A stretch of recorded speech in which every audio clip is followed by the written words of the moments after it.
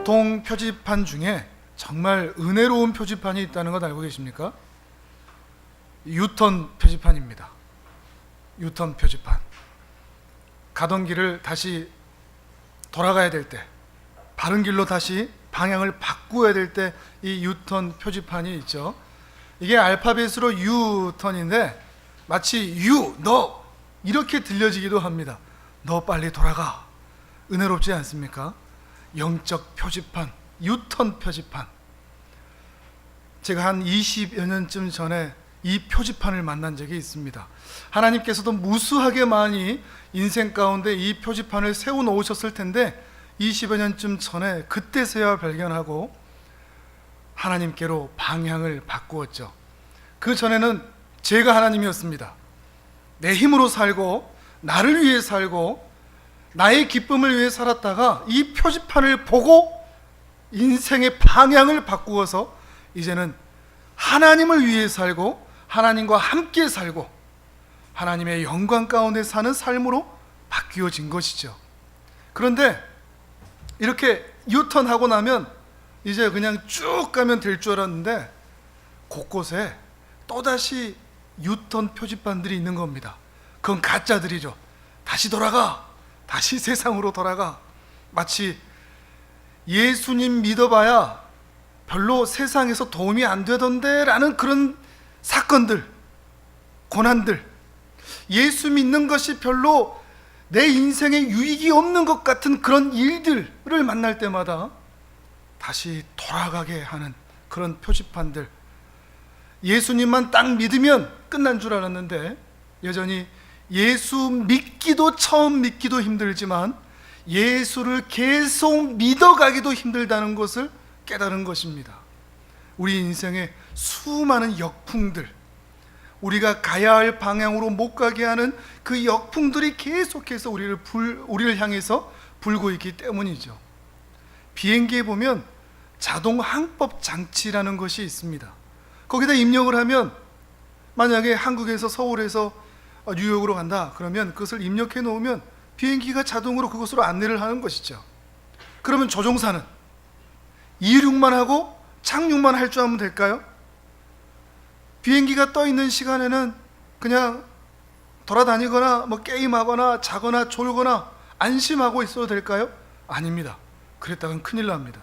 왜냐하면 자동 항법 장치가 안전하게 운행되고 있다 할지라도 역풍이 계속하여 비행기를 향하여 불고 있기 때문입니다. 조종사가 조종관을 붙잡고 있지 않으면 잠시라도 한눈을 팔면 반드시 비행기는 정해진 항로를 벗어날 수밖에 없다는 거죠. 역풍이 불고 있기 때문입니다. 여러분은 어떤 것 같습니까? 구원이라고 하는 자동 항법 장치를 여러분 이미 입력하셨죠?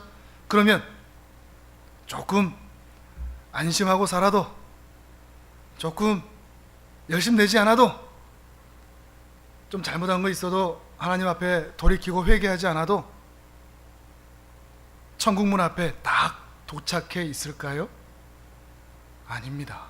우리 인생의 역풍을 너무 간과하신 것입니다. 사단이 일하고 있다는 것을 너무 가볍게 생각하고 계시는 것입니다. 사단은 얼마나 달콤한 유혹으로 다시 돌아가, 이런 가짜 유턴 표지판을 우리 앞에 놓는지 모릅니다. 때로는 엄청난 시험들로, 삶의 무게들로 우리를 넘어지게 합니다. 정해진 항로, 하나님과 한 방향이 되어 가야 되는데 그 방향에서 틀어지도록 우리를 유혹하고 겁박하고 핍박하는 일들이 있다는 것이죠. 잠시 한눈판 사이에, 잠시 좋은 사이에, 잠시 우리의 영적인 허리띠를 좀 풀어놓은 사이에 우리는 주님과 한 방향을 잃어버리고 빗나간 길로 갈 수도 있다는 것입니다. 그렇게 빗나가고 있을 때 어떻게 해야 될까요? 이제 끝났다, 포기해야 될까요? 아닙니다. 바로 그때가 중요합니다. 우리는 늘 역풍을 맞을 수밖에 없고 그 역풍에 의해서 늘 빗나갈 수밖에 없습니다. 그런데 바로 그때 미적미적거리면 안 됩니다. 좀 더 가볼까? 조금 더 풀어놓을까? 이러면 안 됩니다. 곧바로 속히 돌이켜야 됩니다. 이쪽으로 가면 안 되는가벼? 이렇게 행동하면 안 되는가벼? 이렇게 생각하면 안 되는가벼? 이 산이 아닌가벼? 그때 더 갈 것이 아니라 곧장 돌이켜서 하나님께서 기뻐하시는 자리로 돌아가야 한다는 것입니다. 다시 유턴하는 거죠. 그것이 바로 회개입니다. 돌이키는 것이죠. 더 잘못된 길로 가기 전에, 더 힘든 상황으로 빠지기 전에 이 길이 아니라고 판단되었을 때 미련을 두지 말고, 더 이상 기대감을 갖지 말고 곧장 돌아가야 한다는 것입니다. 그것이 지혜입니다.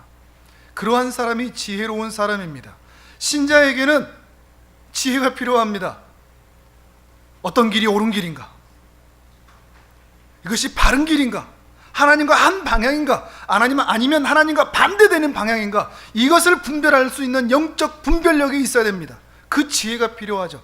그리고 또한 잘못 가고 있다는 것을 판단할 수 있는 지혜, 빗나가고 있다는 것을 분별할 수 있는 지혜, 영적 감지력, 그래서 돌이킬 수 있는 결단, 그 지혜가 또한 필요한 것입니다. 돌이킬 수 있는 기회가 있을 때 빨리 돌이키셔야 됩니다. 기회를 놓치시면 안 됩니다. 운전하는 분들은 아시지 않습니까? 저기서 유턴했어야 되는데 뭐 길도 있겠지 하고 쭉 가다가 이 길이 진짜 아닌가벼? 그럴 때 어떻게 합니까? 그때 빨리 갈걸 후회를 하죠. 에너지가 낭비되고 기름이 낭비되고 시간이 낭비됩니다. 그렇게 낭비되기 전에 아니라 했을 때 곧장 돌이키는 것이 지혜라는 것입니다. 이것이 오늘 우리의 숙제입니다. 그리고 오늘 우리가 말씀을 통하여 다시 확인하고 새겨야 할 지혜라는 것입니다. 오늘 본문에서 그 이야기를 하고 있습니다. 오늘 본문은 두 가지 이야기와 한 가지 비유를 다루고 있습니다. 빌라도 총독이 갈릴리 사람들을 수없이 죽인 것, 그리고 그들을 재물에 함께 섞어버린 것, 그리고 실로암에서 망대가 무너져서 거기에 치어 죽인 18사람의 이야기, 그리고 그 이야기를 들으시고 예수님께서 말씀하신 한 가지 비유, 포도원에 심겨진 무화과 나무의 비유, 이것으로 함께 세 가지가 묶여 있습니다. 세 가지인데 결론은 한 가지입니다. 뭘까요? 돌이켜라, 회개해라, 유턴해라. 파멸에 이르기 전에, 망하기 전에, 후회하기 전에 돌이켜라. 이것이 오늘 우리에게 하시는 하나님의 말씀입니다. 근데 유턴하되 중요한 포인트가 있습니다. 그것은 반드시 돌이켜라, 그리고 속히 돌이켜라. 첫 번째, 반드시 회개해야 합니다. 반드시 돌이켜야 합니다. 당시 갈릴리 지역에 엄청난 참사가 있었던 것 같습니다. 우리 오늘 본문 1절의 말씀을 같이 한번 읽어보실까요? 1절입니다. 우리 함께 읽습니다. 시작. 그때 마침 두어 사람이 와서 빌라도가 어떤 갈릴리 사람들의 피를 그들의 제물에 섞은 일로 예수께 아뢰니. 아멘. 빌라도가 갈릴리 사람들의 피를 제물에 섞었다. 이게 구체적으로 어떤 사건인지는 성경에서는 이야기하고 있지를 않습니다. 그런데 이 사건에 대해서 유대인들이 어떤 반응을 보였는지는 2절의 예수님의 대답을 통해서 유추를 해볼 수가 있습니다. 우리 2절 말씀을 같이 한번 또 읽어보실까요? 같이 읽습니다. 시작. 대답하여 이르시되 너희는 이 갈릴리 사람들이 이같이 해받음으로 다른 모든 갈릴리 사람보다 죄가 더 있는 줄 아느냐. 아멘. 이런 참사를 보면서 유대인들이 어떤 반응을 보인 것 같습니까? 그렇게 죽은 사람들을 향하여서, 빌라도를 뭐라고 하는 게 아니라 그렇게 죽은 사람을 향하여서 저들이 죄가 있어서 저렇게 죽은 거다, 이렇게 정죄하는 분위기였다는 것을 우리가 생각해 볼 수가 있다는 것이죠. 역사가 요세푸스가 이 사건을 기록해 놓은 것이 있는데, 예루살렘의 상하수도 공사를 해야 되는데 막대한 재정이 들 것 아닙니까? 그래서 빌라도 총독이 돈이 없으니까 어디 돈을 눈독 들였는가 하면 헌금, 예루살렘 성전에 있는 헌금을 눈독 들인 겁니다. 그래서 그것을 가져오려고. 그래서 사람들이 데모를 준비합니다. 반란을 꾀합니다. 성전에서 그래서 그 반란을 꾀하기로 했는데 그것이 미리 발각되고 말았습니다. 그래서 빌라도 총독에 의하여서 그렇게 반란을 꾀하려던 사람들이 다 그 성전에서 죽임을 당한 일이 있었던 것입니다. 그런데 그 사람들이 열심당원들입니다. 열심당 기억나시죠? 그 사람들이 그곳에서 반란을 꾀하려다 죽임을 당한 것이죠. 그런데 당시 유대인들이 바리새인들과 서기관들, 열심당원들을 별로 좋아하지를 않았거든요. 너무 급진적이고 너무나 폭력적이고 너무나 급한 저들의 방식이나 삶이 마음에 들지가 않았던 것입니다. 그러니 평소에 좋은 시선을 갖지 않고 있었는데 이들이 성전에서 죽으니, 성전을 더럽히니 더 마음에 들지가 않았던 것입니다. 그래서 그들을 향해서 저들이 부정한 죽음을 당한 거다라고 이야기를 했던 것입니다. 유대인들은 이들을 정죄하고 비난하는 것이죠. 틀림없이 하나님께서 저들이 급진적이고 저들의 충동적인 반항적인 성향 때문에 하나님께서 벌을 주신 것이다, 저들의 죄 때문에 저들이 죽었다라고 판단을 한 것이죠.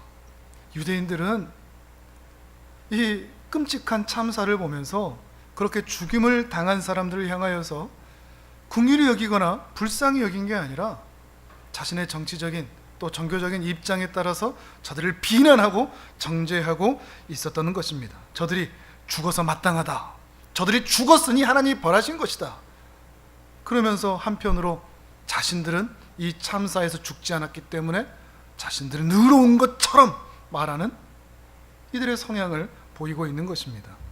이런 분위기는 옛날이나 지금이나 똑같은 것 같습니다.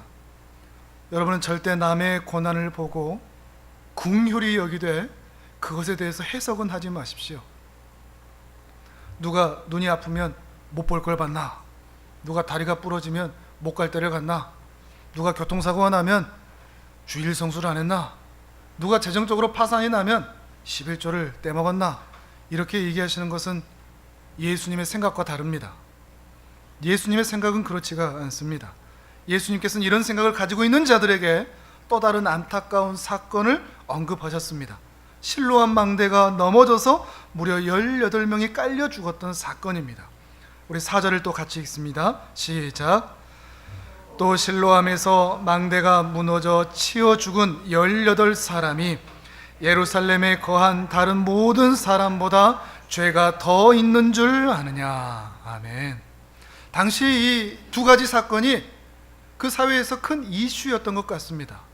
요즘 시대로 하면 저녁에 9시 뉴스, 요즘 8시도 뉴스 하는데 저녁 뉴스에 이제 기자가 사회적인 참사를 이렇게 막 이야기하지 않습니까? 그리고 나서 그 사건을 진술한 다음에 해석도 하죠. 여러 가지 해석이 있을 수 있죠.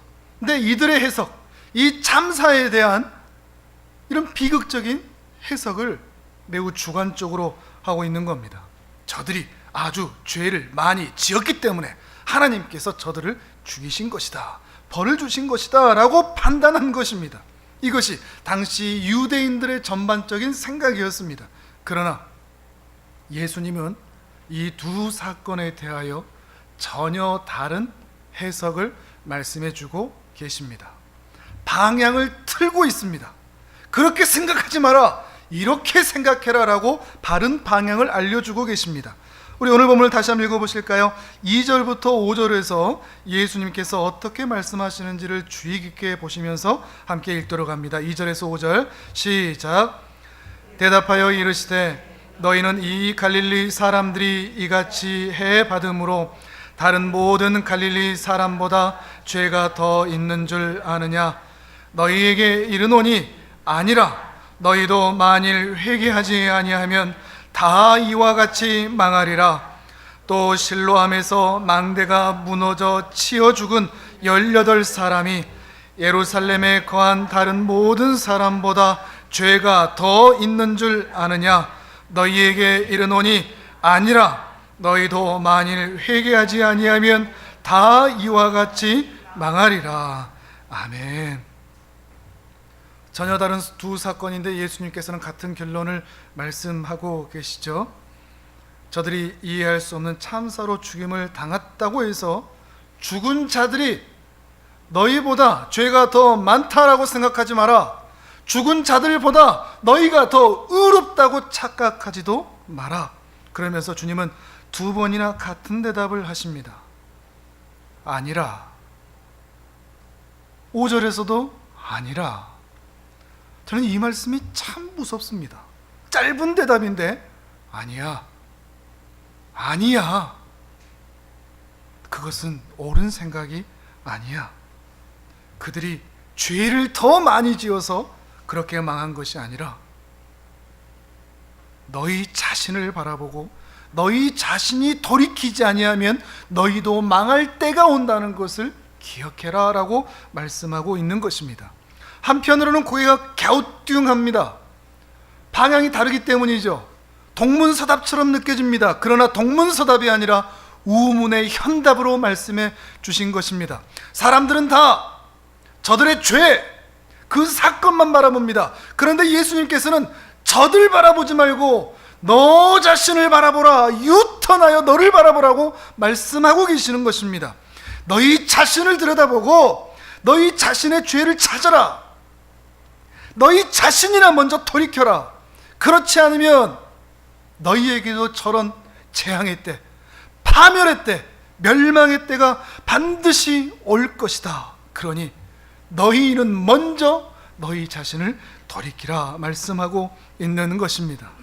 우리가 기억해야 할 중요한 포인트가 있습니다. 재난이나 사고나 참사, 이것이 그 당한 사람의 의로움의 척도가 될 수 없다는 겁니다.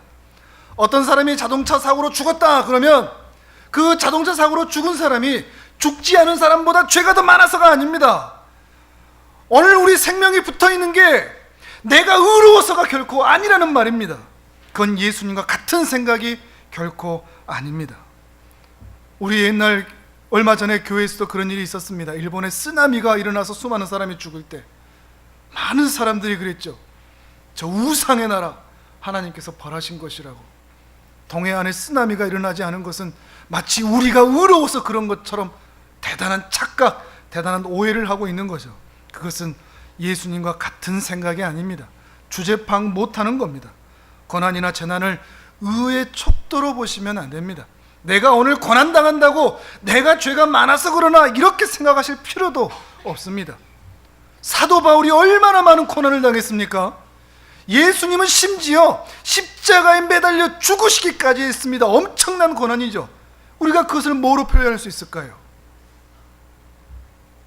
이 땅에 일어나는 모든 고난과 참사와 안타까운 일들을 볼 때마다 우리가 떠올려야 할 것은 저 참사 당한 자들을 죄와 연결하여 볼 것이 아니라, 그리고 저들은 죽었는데 나는 안 죽었으니 나는 참 감사하네, 이런 말 할 것이 아니라 우리 자신을 깊이 들여다보면서 우리도 회개하고 돌이키지 아니하면 언젠가 저 참사가 내가 당할 참사가 될 수 있고, 언젠가 저 사고가 우리 가족이 당할 사고가 될 수 있고, 그리고 반드시 임할 마지막 날에 그 파멸이 내가 오늘 돌이키지 아니하면 그 파멸이 나에게도 임하게 될 것이다 라고 하는 것을 생각해야 한다는 것입니다.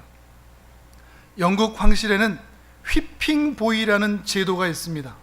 휘핑보이, 매를 대신 맞아주는 소년입니다. 황태자가 잘못을 했는데 그래도 황태자를 때릴 수는 없잖아요. 그러니까 누구를 때리는가 하면 이 휘핑보이를 때립니다. 옆에다가 서민 하나 같이 세워놓는 거죠. 그리고 황태자가 잘못하면 황태자를 쳐다보면서 이 소년을 때리는 겁니다. 등에 핏자국이 날 정도로 두들겨 맞으면 황태자가 어떻게 생각해야 될까요?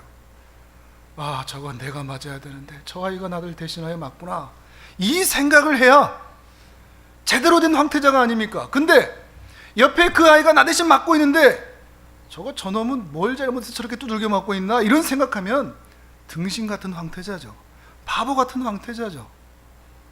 마찬가지라는 겁니다. 우리 주위에 수많은 재난과 고난과 참사와 아픔을 바라볼 때 저들이 뭔 죄가 있어서 저런 어려움을 당했나, 이러면 등신 같은 황태자와 같은 생각을 하고 있는 것입니다. 남의 고난과 참사를 본다면 그들을 판단할 것이 아니라 나도 돌이키지 않으면, 나도 주님께로 회개하여 온전히 주님 앞에 나아가지 않으면 나도 언젠가는 저 영원한 파멸 가운데 무너질 수밖에 없다, 망할 수밖에 없다, 내게도 그 파멸이 준비되어 있다라는 생각을 해야 한다는 것입니다. 남이 고난을 당할 때 우리가 다른 사람을 쳐다볼 게 아니라 내 옷깃을 다시 만져야 됩니다. 우리의 자세를 다시 새롭게 해야 됩니다. 우리의 마음가짐을 다시 새롭게 해야 한다는 것입니다. 그것이 지혜입니다. 사람이 망하는 것은 죄 때문에 망하는 게 아닙니다. 죄 때문에 망한다면 우리가 지금 살아있으면 안 되죠. 내가 죄를 지을 때마다 하나님께서 나를 죽이신다면 우리가 지금 살아있을 수 없습니다. 진즉 죽었죠. 사람이 망하는 것은 죄 때문이 아니라 회개하지 않기 때문에 망하는 것입니다. 돌이키지 않기 때문에 망하는 것입니다. 하나님을 향하여 유턴하지 않기 때문에, 회심하지 않기 때문에 망하는 것입니다. 회개함으로 우리는 죄의 파멸에서 우리 스스로를 건져낼 수 있다는 것입니다. 그러니 반드시 돌이켜야 됩니다. 반드시 주님께로 돌아가셔야 됩니다. 그것이 지혜입니다. 두 번째로는 속히 회개해야 합니다. 시간이 많지 않다는 것입니다. 기회가 많지 않을 수 있다는 것입니다. 예수님께서는 그것을 열매 맺지 않는 무화과 나무 비유를 통해서 말씀해 주고 계십니다. 우리 오늘 본문 6절에서 9절을 또 같이 읽도록 하겠습니다. 6절에서 9절 시작. 이에 비유로 말씀하시되 한 사람이 포도원에 무화과 나무를 심은 것이 있더니 와서 그 열매를 구하였으나 못한지라. 포도원 지기에게 이르되 내가 3년을 와서 이 무화과 나무에서 열매를 구하되 얻지 못하니 찍어버리라. 어찌 땅만 버리겠느냐 하겠느냐. 대답하여 이르되 주인이여 금년에도 그대로 두소서. 내가 두루 파고 거름을 줄이니 이후에 만일 열매가 열면 좋거니와 그렇지 않으면 찍어버리소서 하였다 하시니라. 아멘. 이 비유를 자세히 보시면 조금 이상한 게 있습니다. 포도원인데 어떤 나무를 심었죠? 무화과 나무를 심었습니다. 이상한 일입니다. 포도원에는 무화과 나무를 심지 않습니다.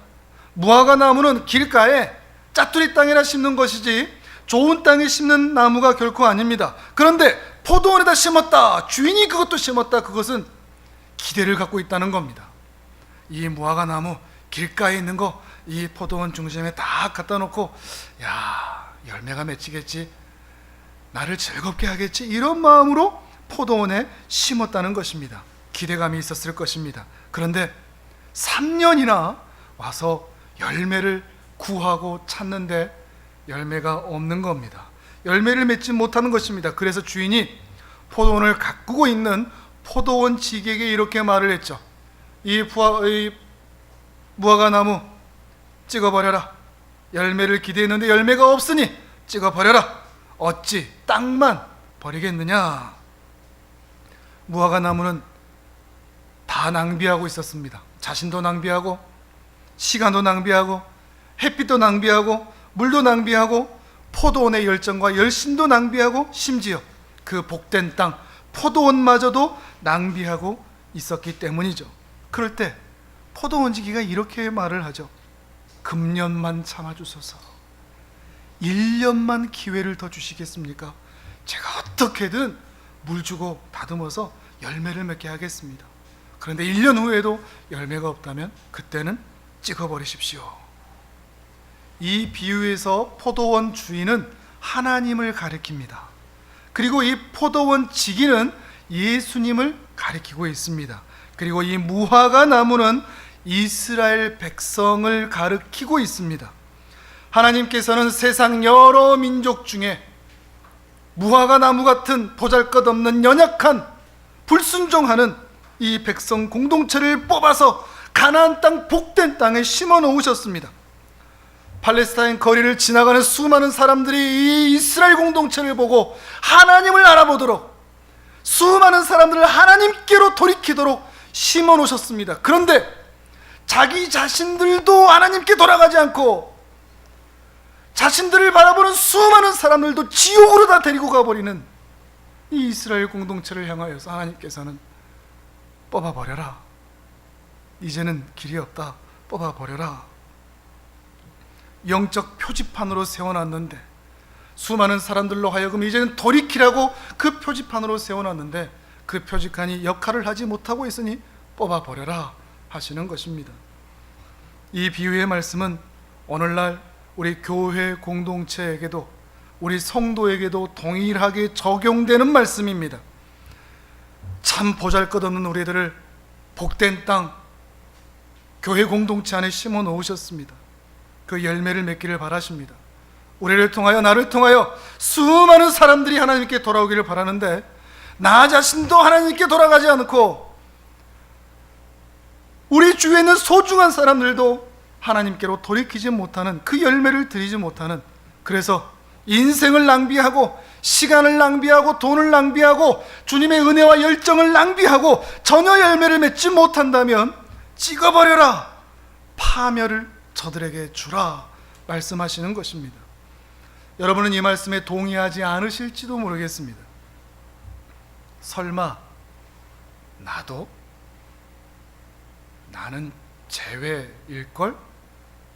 나는 교회 지금까지 잘 나왔는데, 헌금도 잘하고 주일 성수도 잘하고 헌신도 하고, 난 목사인데, 나 직분도 받았는데, 설마 우리 교회에도, 설마 지금까지 경험을 보면 분명히 하나 잘못하면 하나 벌 주고 3개 잘못하면 3개 벌 줘야 되는데 벌 안 주던데, 나 지금 잘 살고 있는데, 이렇게 대충 사는 것 같아도, 이렇게 신앙에서 떠나 내 임의로 살아도 하나님이 크게 벌 주지 않고 오히려 잘 되게 해주시는 것 같은데,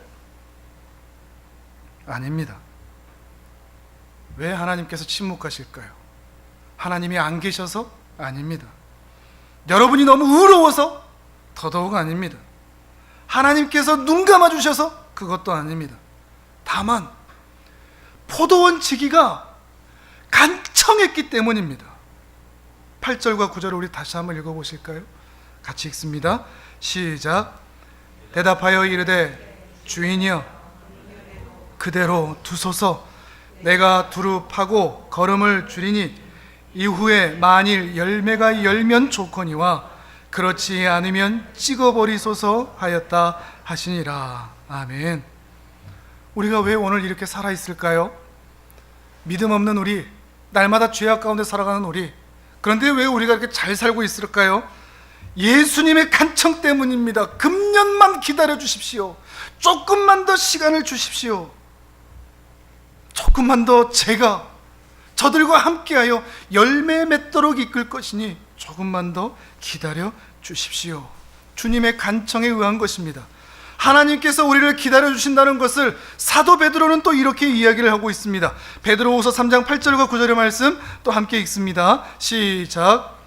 사랑하는 자들아, 주께는 하루가 천년 같고 천년이 하루 같다는 이 한 가지를 잊지 말라. 주의 약속은 어떤 이들이 더디다고 생각하는 것 같이 더딘 것이 아니라 오직 주께서는 너희를 대하여 오래 참으사 아무도 멸망하지 아니하고 다 회개하기에 이르기를 원하시느니라. 아멘. 하나님이 왜 기다리신다고요? 2000년이나 지났는데 아직도 안 오시는 것 보니 예수님 오실 생각 없나 보다. 아닙니다. 오래 참고 계시는 것입니다. 단 한 사람이라도 얻으시려고, 단 한 사람으로도 멸망이라고 하는 것을 원치 않으시기 때문에 무려 2000년이나 예수님께서 기다려주고 계시는 것입니다. 오래 참아주고 계시는 것이죠. 우리가 중요하게 생각해야 할 사실이 한 가지 있습니다. 그것은 유예기간이 있다는 겁니다. 여기에서는 금년만 1년이라고 얘기하죠. 이 1년이라는 것은 1000년이다 이런 개념이 아닙니다. 기한이 정해져 있다는 것입니다. 시기가 정해져 있다는 겁니다. 그것은 긴박하다는 것입니다. 넉넉하게 있는 게 아니라 긴박하다는 것을 말하고 있는 것입니다. 실제 우리의 삶을 보도 그러지 않습니까? 내일이 우리에게 주어지지 않을 수 있습니다. 우리 소중한 사람에게 내일이 기다려주지 않을 수도 있습니다. 하나님께서 언제까지나 참고 계실 것이라고 안심하셔서도 안 됩니다. 그러니 속히 회개해야 됩니다. 수많은 사람들이 그러죠. 다음에요. 좀 여유가 생길 때요. 돈 좀 벌고 승진도 좀 하고 좀 안정될 때요. 기도하다 보면 참 무책임한 말이 이 말입니다. 언젠가는요. 우리 부모님, 우리 형제, 우리 자녀, 우리 배우자 언젠가는 하나님께 기도하다 보면 되겠죠. 스스로 거룩한 척 말하지만 기도하는 척 보이지만 무책임한 말입니다. 그 언젠가는이 안 올 수도 있다는 말입니다. 그래서 베드로 사도는 이렇게 말합니다. 베드로전서 5장 8절과 9절도 함께 읽습니다. 시작. 근신하라 깨어라 너희 대적 마귀가 우는 사자같이 두루 다니며 삼킬 자를 찾나니 너희는 믿음을 굳건하게 하여 그를 대적하라. 이는 세상에 있는 너희 형제들도 동일한 고난을 당하는 줄을 알미라. 아멘. 우리는 고난 가운데 있습니다. 늘 세상 가운데 돌이키도록 만드는 우는 사자와 같이 우리를 잡아삼키려고 하는 수많은 고난과 참사와 시험들이 우리 주위에 늘 있습니다. 그때마다 우리가 가져야 할 자세, 근신하라, 깨어라, 다시 방향을 맞추실 수 있는 은혜가 있기를 바랍니다. 하나님과 한 방향으로 가십시오. 그것을 분별하십시오. 뭐가 하나님의 뜻에 맞는지, 뭐가 하나님의 이름에 부합하는지, 뭐가 하나님의 나라와 같이 나라가 함께 움직이는 것인지 그것을 분별하셔야 한다는 것입니다. 그리고 재정렬하셔야 됩니다. 이제 여러분이 세상으로 다시 나갈 텐데 역풍이 불지 않을 것이라고 장담할 수 없습니다. 여러분의 가정에서, 일터에서, 여러분이 있는 곳에서 수없는 역풍이 불어서 여러분으로 하여금 넘어지게 만들 것이고 또 죄짓도록 만들 것이고 또 믿음이 필요 없다고 생각하는 일들을 만나게 될 것인데 그때 여러분 틀림없이 넘어질 겁니다. 쓰러질 겁니다. 그것을 버틴다고 이겨낸다고 장담할 수 없습니다. 그러나 괜찮습니다. 낙심하지 말고 그때 일어나 근신하여 깨어 돌이키시면 되는 겁니다. 다시 하나님께 돌아가면 되는 것입니다.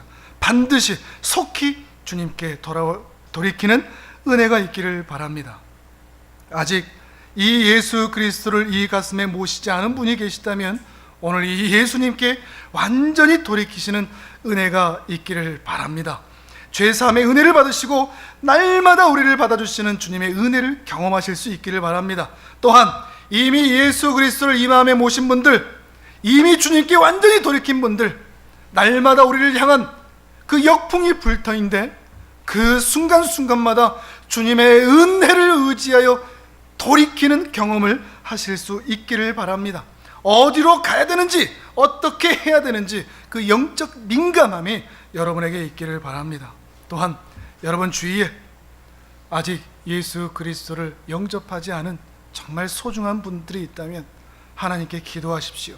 주님, 금년만 기다려 주소서. 조금만 더 참아 주소서. 제가 물 주고 기름 주어 저들을 주님께로 돌이키길 원하오니 주님 조금만 더 참아 주소서. 이런 기도를 주님께 올려드리고 복음을 전할 수 있는 은혜가 있기를 바랍니다.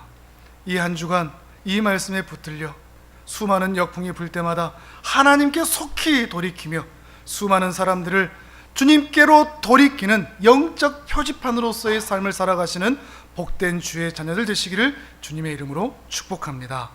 아멘.